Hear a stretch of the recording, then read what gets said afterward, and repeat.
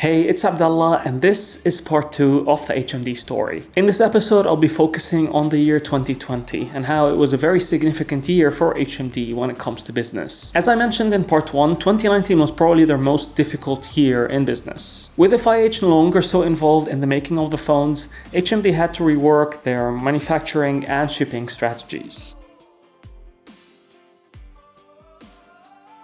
Which brings us to 2020, a very critical year for them and will probably be remembered as a milestone year for the brand. And the year started off with a bang, with the announcement of the Nokia 8.3, which is their third attempt at a high-end device, this time in the flagship killer segment. On the business side of things, there was a lot of work being done in the background in order to completely reshuffle the way things are being done. This is where the company needed to adapt to survive and make the business a lot more lean. Instead of trying to release every phone they make worldwide, they would take a look at their strong markets and try to push even harder in them, which meant that they would only release specific devices to specific markets based on the anticipated demand. And their offline strategy was clearly not working, as I've previously highlighted in part 1 of this video. So they needed to shift their business to a more online-friendly approach. Instead of trying to display their phones in as many offline retailers as possible, they would focus on less retailers but would have trained staff that are trying to sell their devices. In terms of design and build quality, instead of trying to offer hardware that far exceeds the price range of every specific device,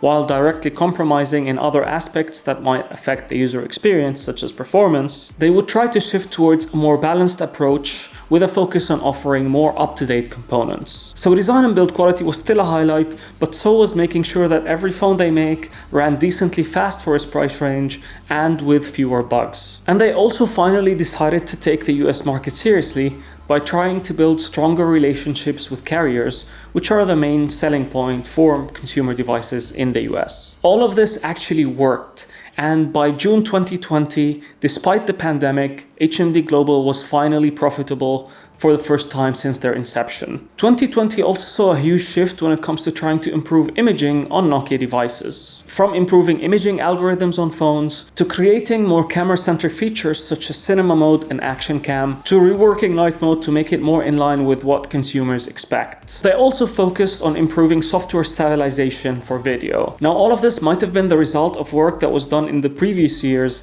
However, 2020 is when we finally started seeing the result of this work. And finally, 2020 was when they founded the Center of Excellence, which is a research center based in Finland that would help them shift towards offering more software services, maybe also aimed at enterprise users, than just being a hardware company.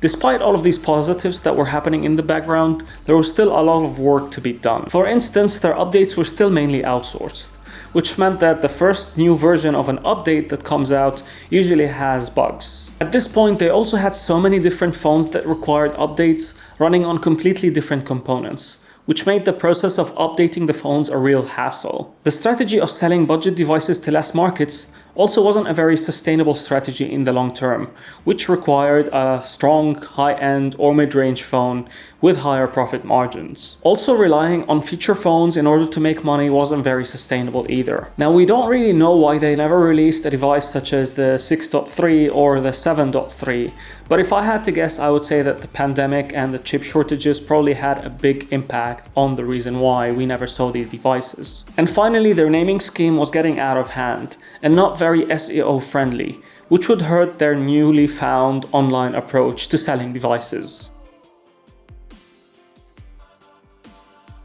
The big elephant in the room was that HMD simply couldn't go head-to-head against their Chinese competitors when it comes to components and pricing. Here's why. HMD being an independent startup and working alone, as well as the fact that they weren't exactly a high-volume seller, meant that they were somewhere near the bottom of the supply chain. If you look at the market right now, every single global player either has a parent company funding them or is a part of a large group making phones. This means that there's so much component sharing that's being done by their competitors, which definitely helps when it comes to trying to improve the economies of scale, aka getting every part cheaper. This is why you'll see so many rebadged devices from different brands that are working together. and HMD doesn't have this luxury. The other reason they can't go much lower when it comes to price is the promise of updates that they've implemented across the board, from their cheapest device to their most expensive. And updates is something that costs money in the long term, so they essentially have to charge you for this upfront, which is why it's included in the price. They also don't have the ability to sell advertisers directly ads that are baked into their devices. I'm sure they still make some money from Google, but it's not the same as offering the ads directly to advertisers, which usually ends up in a bidding battle and makes a lot more money.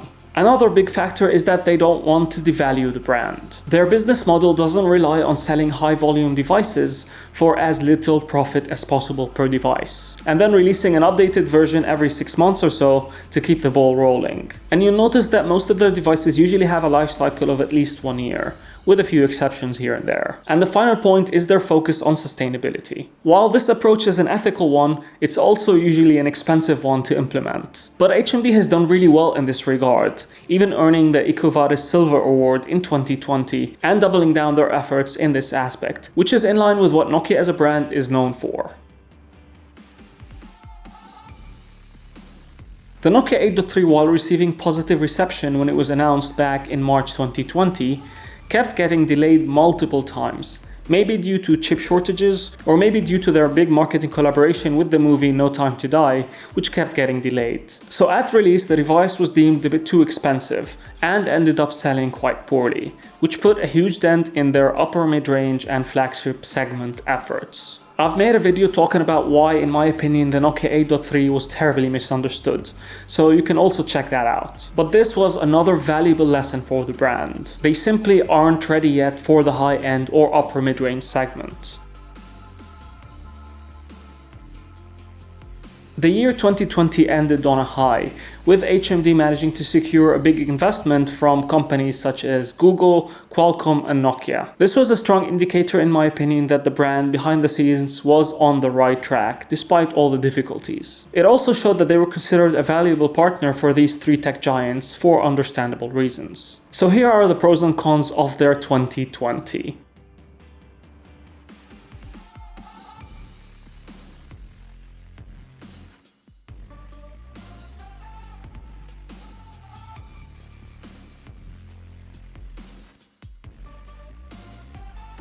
Behind the scenes, the brand was focusing on building a brand new identity. One that has a completely different focus than before, that understands the company's current limitations. One that would help differentiate the brand from almost anything else in the market.